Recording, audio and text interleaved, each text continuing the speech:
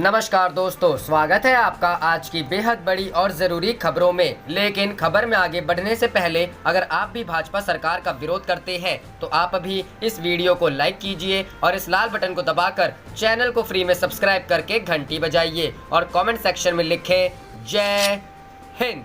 रुख करते हैं पहले खबर की तरफ। पायलट के लिए अभी भी खुले हैं कांग्रेस के दरवाजे, राहुल चाहते हैं मिले एक और मौका। जी हां दोस्तों, राजस्थान में सियासी उठापटक को लेकर मुख्यमंत्री अशोक गहलोत समेत और अन्य नेताओं ने सचिन पायलट पर निशाना साधा। पायलट पर सरकार गिराने की साजिश में भाजपा के साथ मिलीभगत का आरोप लगाया गया, लेकिन इसके बाद भी पार्टी ने उनके और अन्य बागी विधायकों के लिए अपने दरवाजे खुले रखे हैं। समाचार एजेंसी ANI ने सूत्रों के हवाले से जानकारी दी है। कांग्रेस के पूर्व अध्यक्ष राहुल गांधी चाहते हैं कि पायलट को एक और मौका मिले। जयपुर में मौजूद कांग्रेस के एक राष्ट्रीय नेता के अनुसार सचिन पायलट के लिए पार्टी के दरवाजे अभी भी खुले हैं, क्योंकि राहुल गांधी ने निर्देश दिया है कि बगावत के बावजूद उन्हें एक और मौका दिया जाना चाहिए। उन्होंने कहा कि परिवार में शामिल होने के लिए पायलट को एक और मौका दिया जाना चाहिए। पायलट के संपर्क में अहमद पटेल। सूत्रों ने समाचार एजेंसी ANI को बताया कि कांग्रेस के अंतरिम अध्यक्ष सोनिया गांधी के बेहद करीबी अहमद पटेल राजस्थान के पूर्व उप मुख्यमंत्री के संपर्क में हैं और उनसे बात कर रहे हैं। पहले यह माना जा रहा था कि पायलट के विद्रोह पर राहुल ने सख्त रुख अपनाया है। हालांकि ताज़ा जानकारी के अनुसार वह पायलट की सम्मानजनक वापसी का माहौल बनाने की कोशिश कर रहे हैं। गहलोत के बयान के बाद राहुल ने दिया निर्देश। सूत्रों के मुताबिक राहुल गांधी का यह निर्देश बुधवार दोपहर राजस्थान के मुख्यमंत्री अशोक गहलोत के बयान के बाद आया है। गहलोत ने सीधे तौर पर पायलट पर भाजपा के साथ सरकार को गिराने की साजिश में शामिल होने का आरोप लगाया और कहा कि उनके पास इसको लेकर सबूत है। इस बयान के तुरंत बाद राहुल गांधी ने जयपुर में मौजूद राष्ट्रीय नेताओं को निर्देश दिया कि पायलट को वापस लौटने का मौका दिया जाए। इसके बाद राष्ट्रीय मीडिया प्रभारी नरदीप सुरजेवाला ने मीडिया के माध्यम से सचिन पायलट को सभी विधायकों के साथ जयपुर लौटने की अपील की। पायलट खेमे पर कार्रवाई। गौरतलब है कि राजस्थान में सियासी उथल पुथल के बीच कांग्रेस ने जयपुर में 2 बार विधायक दल की बैठक बुलाई। इसमें पायलट खेमा शामिल नहीं हुआ। इसके बाद पायलट और उनके खेमे के विधायकों पर बड़ी कार्रवाई हुई। विद्रोह के कारण उप मुख्यमंत्री और कांग्रेस के प्रदेश अध्यक्ष पद से पायलट को हटा दिया गया। इसके अलावा उनके समर्थकों के साथ साथ राज्य युवा कांग्रेस के प्रमुख, सेवा दल के प्रमुख जो विधायक हैं, उनके खिलाफ भी कार्रवाई की गई है। रुख करते हैं अगली खबर की तरफ। केंद्र सरकार के खिलाफ CPM ने धरना देकर जताया विरोध। जी हां दोस्तों, बुधवार को CPM बरौनी शाखा की ओर से रेलवे के निजीकरण करने, 109 रूटों पर 151 ट्रेनों को निजी हाथों में देने व बरौनी फ्लैग स्टेशन का नाम बरौनी ग्राम करने सहित कई अन्य मांगों को लेकर बरौनी रेलवे ढाला नंबर 10 के पास धरना दिया गया। इसकी अध्यक्षता जय गणेश चौरसिया ने की। रामचंद्र गुप्ता ने कहा कि रेलवे का निजीकरण व ट्रेनों को निजी हाथों में देने का सरकार का फैसला दुर्भाग्यपूर्ण है। सरकार से रेलवे के निजीकरण का फैसला वापस लेने सहित रेलवे के रिक्त पड़े पदों पर शीघ्र बहाली करने की मांग की। प्रवासी मजदूरों के परिवार को 10,000 रुपए आर्थिक मदद के रूप में देने व मनरेगा के तहत काम करने वाले मजदूरों के परिवार को राशन कार्ड मुहैया कराने पर बल दिया गया। कार्यकर्ताओं ने कहा कि राज्य सरकार मजदूरों को रोजगार उपलब्ध नहीं करवा रही है। इससे पुनः लोगों का पलायन जारी है। बाढ़ प्रभावित लोगों को आर्थिक मदद व पशु चारा का प्रबंध करने की बात पर जोर दिया। राज्य में वर्षा व बाढ़ के साथ कोरोना वायरस की स्थिति भयावह बनी हुई है, लेकिन भाजपा व JDU के नेता चुनाव पर ध्यान केंद्रित कर लगातार रैली करने पर तुले हैं। मौके पर आशुतोष प्रसाद सिंह, रंजीत गुप्ता, शिवदास थे। रुख करते हैं अगली खबर की तरफ। कोरोना से बिहार त्रस्त, जरूरत पड़े तो लगे राष्ट्रपति शासन, तेजस्वी। जी हां दोस्तों, देश में कोरोना वायरस का कहर लगातार बढ़ता जा रहा है। इस बीच बिहार में होने वाले विधानसभा चुनाव की तारीख भी पास आ रही है, लेकिन विपक्ष के नेता तेजस्वी यादव ने कहा है कि बिहार में कोरोना की वजह से हालात बदतर होते जा रहे हैं। ऐसे में ये चुनाव के लिए सही वक्त नहीं है। तेजस्वी ने कहा है कि अगर जरूरत पड़ती है तो राष्ट्रपति शासन लगा दिया जाए। RJD नेता तेजस्वी यादव की ओर से गुरुवार को इस बारे में ट्वीट किया गया।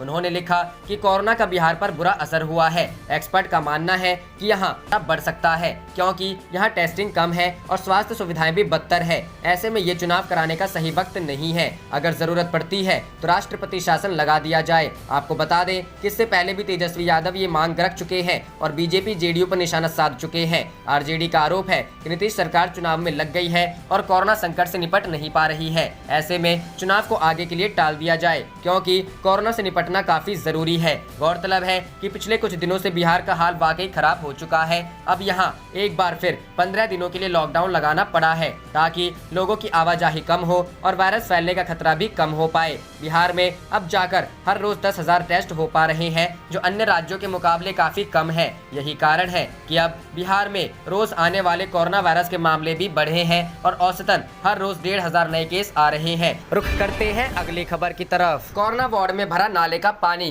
प्रियंका ने सीएम योगी पर साधा निशाना, कहा ये है हकीकत। जी हां दोस्तों, कोरोना से देश में हालात बिगड़ते ही जा रहे हैं। इससे संक्रमित लोगों की संख्या 9 लाख के पार पहुंच चुकी है। वहीं उत्तर प्रदेश के गोरखपुर मेडिकल कॉलेज में बदइंतजामी का एक वीडियो सामने आया है। इस वीडियो के जरिए कांग्रेस की राष्ट्रीय महासचिव प्रियंका गांधी ने योगी सरकार पर निशाना साधा है।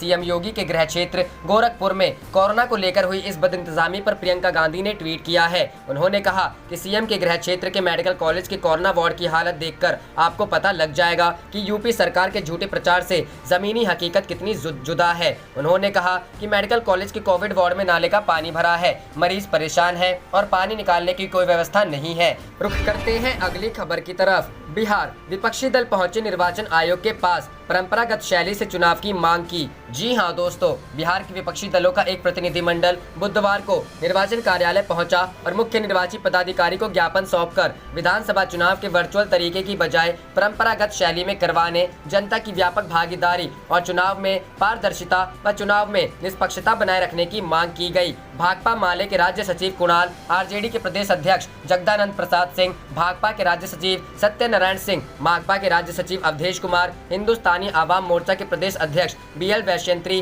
रालोसपा के राष्ट्रीय कोषाध्यक्ष राजेश यादव सहित कई नेताओं के हस्ताक्षरयुक्त ज्ञापन में कहा गया है कि चुनाव के प्रचार के लिए सभी दलों को समान अवसर मिले। ज्ञापन में वर्चुअल तरीके की बजाय परंपरागत शैली में चुनाव कराने की मांग करते हुए कहा गया है कि चुनाव आयोग यह बताए कि जिस राज्य में महज 37% इंटरनेट सेवा की उपलब्धता है, वहां वर्चुअल तरीके से चुनाव कैसे हो सकता है। जाहिर है कि इसमें बड़ा भाग शहरों का ही है। ज्ञापन में यह भी कहा गया है कि धनबल के दुरुपयोग पर रोक लगाई जाए, क्योंकि बीजेपी व जेडीयू अभी से वर्चुअल प्रचार में उतर चुके हैं। ज्ञापन में चुनाव की पारदर्शिता की रक्षा करने की मांग करते हुए कहा गया है कि पोस्टल बैलेट का दायरा बढ़ाने से चुनाव की पारदर्शिता खत्म हो जाएगी। बुजुर्गों के लिए पोस्टल बैलेट की जगह प्राथमिकता के आधार पर अलग से मतदान केंद्र बनाए जाएं। ज्ञापन में कहा गया है चुनाव महामारी फैलाने का जरिया न बने। अभी सरकार के आदेश के मुताबिक किसी आयोजन में 50 से अधिक की भागीदारी नहीं हो सकती, तब क्या 1000 मतदाताओं वाला केंद्र कोरोना फैलाने का जरिया नहीं बन जाएगा।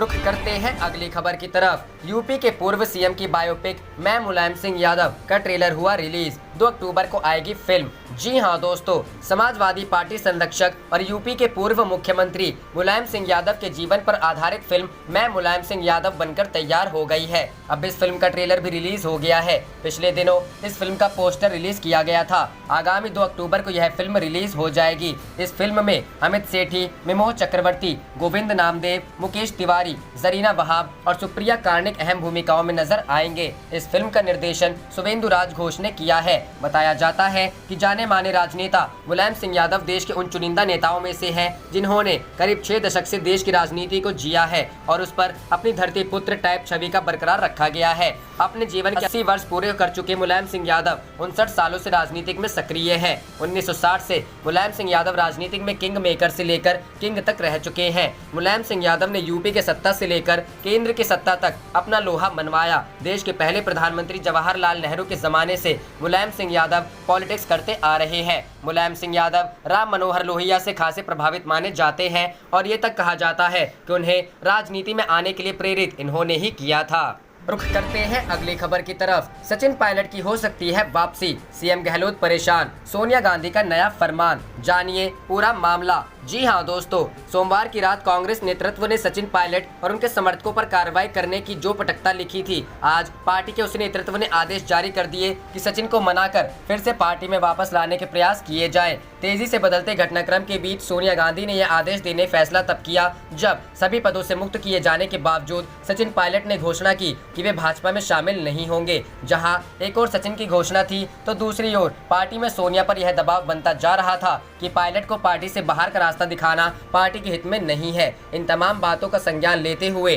सोनिया ने नया फरमान जारी किया। सोनिया के निर्देशों के बाद पार्टी के प्रभारी महासचिव अविनाश पांडे ने बयान जारी किया, यह कहते हुए कि सचिन के लिए पार्टी के दरवाजे आज भी खुले हैं, वे आए और खुले मन से बातचीत करें। अविनाश पांडे के बाद रणदीप सुरजेवाला ने भी ऐसा ही बयान जारी किया, लेकिन उन्होंने सचिन को जयपुर आने की सलाह। रुख करते हैं अगली खबर की तरफ। राजस्थान के सियासी रण पर राहुल का संदेश, पायलट के लिए खुले हैं कांग्रेस के दरवाजे। जी हाँ दोस्तों, राजस्थान में मचे सियासी बवाल के बीच अब राहुल गांधी ने सचिन पायलट के लिए संदेश भेजा है। राहुल की ओर से संदेश दिया गया है कि सचिन पायलट पार्टी के सदस्य हैं और पार्टी के दरवाजे उनके लिए हमेशा खुले हैं। साथ ही सीएम अशोक गहलोत को सार्वजनिक बयान नहीं देने के लिए भी कहा गया है। सूत्रों के मुताबिक पार्टी आलाकमान भी सचिन पायलट पर निजी हमले से मुख्यमंत्री अशोक गहलोत से नाराज है। आज तक ने पहले ही सूचना दी थी कि पार्टी नेतृत्व ने सचिन पायलट को भेजे गए नोटिस के लिए अशोक गहलोत की खिंचाई की थी। बता दें कि गहलोत ने सीधे सचिन पायलट पर विधायकों की खरीद फरोख्त पर सरकार गिराने का आरोप लगाया है। गहलोत ने यहाँ तक कह दिया कि उनके पास इसके सबूत है। ऐसा इसलिए क्योंकि अब तक सचिन पायलट की तरफ से ये कहा जा रहा है कि उन्होंने 5 साल मेहनत की थी और सीएम पद पर कब्जा अशोक गहलोत जमा लिया। राहुल गांधी के संदेश के बाद साफ हो गया है कि अभी सचिन पायलट के लिए कांग्रेस के दरवाजे बंद नहीं है। कांग्रेस में अभी सुलह समझौते की गुंजाइश बची हुई है। यही वजह है कि मुख्यमंत्री अशोक गहलोत के द्वारा पायलट पर गंभीर आरोप लगाने के आधे घंटे के बाद ही कांग्रेस नेता रणदीप सुरजेवाला ने कहा कि सचिन पायलट वापस घर आए और पार्टी फोरम पर खुलकर बात करें। रणदीप सुरजेवाला ने बुधवार शाम को प्रेस कॉन्फ्रेंस में भी कहा कि पायलट होनहार नेता है और आला कमान ने उनके प्रति उदारता दिखाई है। हालांकि राजस्थान में सरकार गिराने की साजिश हुई है, जो जनमत का अपमान है। कांग्रेस प्रवक्ता ने कहा कि सचिन पायलट को 2 बार विधायक दल की बैठक में बुलाया गया, लेकिन वो नहीं आए, इसलिए हमें भारी मन से सचिन पायलट पर फैसला लेना पड़ा है। रुख करते हैं अगली खबर की तरफ। हरियाणा में बीजेपी की मेहमान नवाजी छोड़े सचिन पायलट, वापस घर आए और खुलकर बात करें कांग्रेस। जी हां दोस्तों, राजस्थान कांग्रेस संकट पर कांग्रेस प्रवक्ता रणदीप सुरजेवाला ने बुधवार को प्रेस कॉन्फ्रेंस कर कहा कि बीजेपी ने राजस्थान में हथियार डाल दिए हैं। उन्होंने कहा कि बीजेपी की साजिश नाकाम रही है। उन्होंने यह भी कहा कि कांग्रेस ने सचिन पायलट और उनके साथियों से कहा था कि पार्टी फोरम में अपनी बात रख सकते हैं। ऐसे में पायलट वापस घर आए और खुलकर बात करें। सुरजेवाला ने पीसी में कहा, बीजेपी का षड्यंत्र औंधे मुंह गिर गया है। बीजेपी अपनी साजिश में नाकाम रही। प्रथम दृष्टि से यह साफ है कि बीजेपी ने अपने हथियार डाल दिया है। सुरजेवाला ने पूरे मामले में सचिन पायलट के रुख का जिक्र करते हुए कहा कि पार्टी ने सचिन और उनके साथियों से कहा कि पार्टी फोरम में अपनी बात रख सकते हैं। उन्होंने कहा, हमने उनसे बार बार वापस आने को कहा। हमने कहा कि कांग्रेस का शीर्ष नेतृत्व उनकी बात सुनने के लिए खुले दिल से तैयार है। हमने उनसे कहा कि बैठक में आइए और अपनी बात रखिए, बहुमत साबित कीजिए और अपना अधिकार लीजिए। सुरजेवाला ने कहा, कांग्रेस ने कम उम्र से ही उनका साथ दिया। सोनिया गांधी ने सचिन पायलट को शुरू से ही प्रोत्साहित किया। पिछले 5 दिनों में भी सोनिया और राहुल गांधी ने सारे दरवाजे खोलकर कहा कि आप वापस आ जाइए। सुरजेवाला ने पायलट पर उनके समर्थन में उतरे विधायकों को लेकर तंज कसते हुए कहा, हमने कहा कि आपको कांग्रेस से प्यार है तो जहां जिस होटल में आप है वहां कहिए कि आप कांग्रेस से प्यार करते हैं। हमने 5 दिन के इंतजार के बाद कल कार्रवाई की। मीडिया के माध्यम से कहा कि वो बीजेपी में नहीं जाना चाहते, तो मैं कहता हूं कि आप हरियाणा की खट्टर सरकार के चंगुल से बाहर आइए। आईटीसी ग्रांड और लेमन ट्री से बाहर निकलिए। सबको हरियाणा पुलिस के चंगुल से छुड़वाइए। बता दें कि बुधवार को कांग्रेस का नरम सचिन पायलट को लेकर नरम पड़ा है।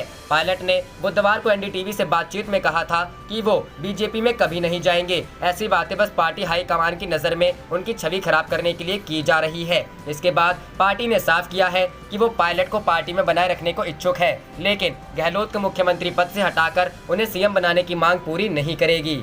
रुख करते हैं अगली खबर की तरफ। गहलोत के मंत्री बोले, अमित शाह, धर्मेंद्र प्रधान, पीयूष गोयल ने रची सरकार गिराने की साजिश। जी हां दोस्तों, राजस्थान के सियासी गलियारे में राजनीति सरगर्मियां बढ़ गई है। गहलोत सरकार में कैबिनेट मंत्री प्रताप सिंह खाचरियावास ने आरोप लगाया है कि केंद्रीय गृह मंत्री अमित शाह, पेट्रोलियम मंत्री धर्मेंद्र प्रधान और रेल मंत्री पीयूष गोयल ने राजस्थान सरकार को गिराने की साजिश रची है। कैबिनेट मंत्री प्रताप सिंह खाचरियावास ने आरोप लगाया कि बीजेपी ने हमारे विधायकों को एक स्थान पर और अन्य निर्दलीयों को दूसरी जगह पर रखा है। विधायकों को जबरन रखा गया है। गौरतलब है कि कांग्रेस के बागी विधायक हरियाणा के मानेसर में ठहरे हैं। इन विधायकों को हरियाणा में वहां की भाजपा सरकार के जरिए रखा गया है। कैबिनेट मंत्री प्रताप सिंह खाचरियावास ने कहा कि अगर उनमें हिम्मत होती तो वे विधायकों को राजस्थान में ही रखते। स्थानीय बीजेपी नेताओं को केंद्र में उनके नेताओं द्वारा साजिश के बारे में कुछ भी नहीं पता है। अगर बीजेपी का केंद्रीय नेतृत्व सफल होता तो अंतिम चरण में स्थानीय भाजपा नेताओं को शामिल किया जाता। प्रताप सिंह खाचरियावास ने कहा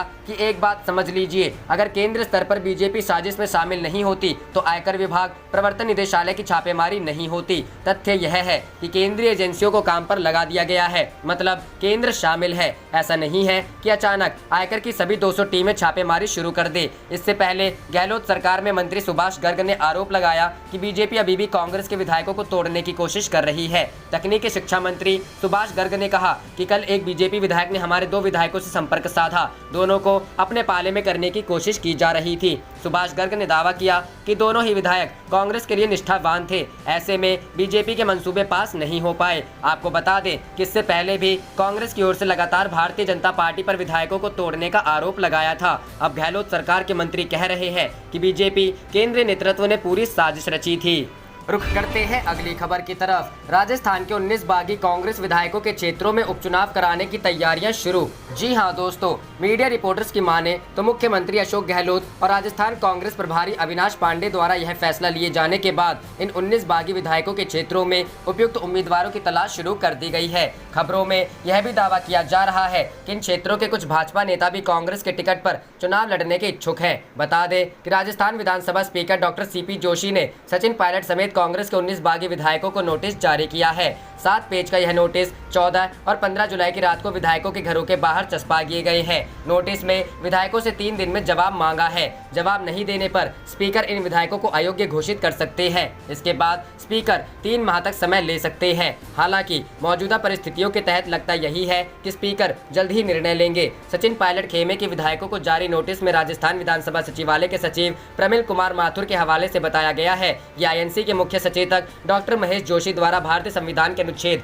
191 के तहत विधानसभा सदस्य की निर्भरता के लिए याचिका प्रस्तुत की गई थी, जिसको राजस्थान विधानसभा नियम 1989 के तहत पंजीबद्ध किया गया। 17 की दोपहर 1 बजे तक नोटिस के संबंध में विधायकों ने अपनी टिप्पणियां प्रस्तुत नहीं की तो याचिका पर सुनवाई करते हुए द्वारा एक पक्षीय फैसला लिया जा सकता है। रुख करते हैं अगली खबर की तरफ। जियो और गूगल मिलकर बना रहे हैं mobile OS। Entry level 4G 5G smartphone में मिलेगा। जी हां दोस्तों, रिलायंस जियो ने ऐलान किया है कि कंपनी गूगल के साथ पार्टनरशिप कर रही है। इस पार्टनरशिप के तहत एक ऑपरेटिंग सिस्टम तैयार किया जाएगा जो एंट्री लेवल 4G और 5G स्मार्टफोन्स के लिए होगा। रिलायंस इंडस्ट्रीज लिमिटेड की 43वीं एनुअल जनरल मीटिंग के दौरान कंपनी के चेयरमैन मुकेश अंबानी ने कहा है, गूगल और जियो 4G और 5G based value engineered entry level smartphones के लिए एक ऑपरेटिंग सिस्टम तैयार करेंगे। ये पार्टनरशिप भारत को 2G मुक्त बनाने के लिए है, क्योंकि भारत में अब भी 2G इस्तेमाल किया जाता है और कंपनी का टारगेट 2G यूजर्स है। आने वाले सालों में कंपनी 2G यूजर्स को सस्ते 4G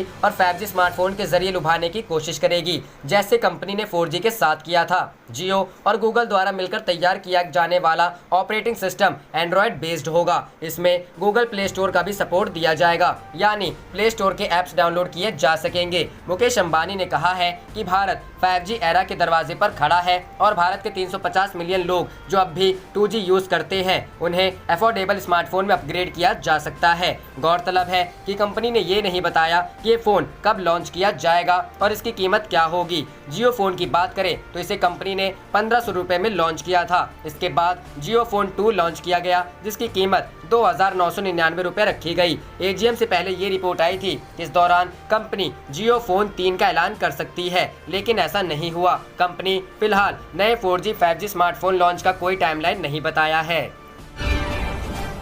आप देख रहे थे आपका अपना चैनल जय हिंद जय भारत।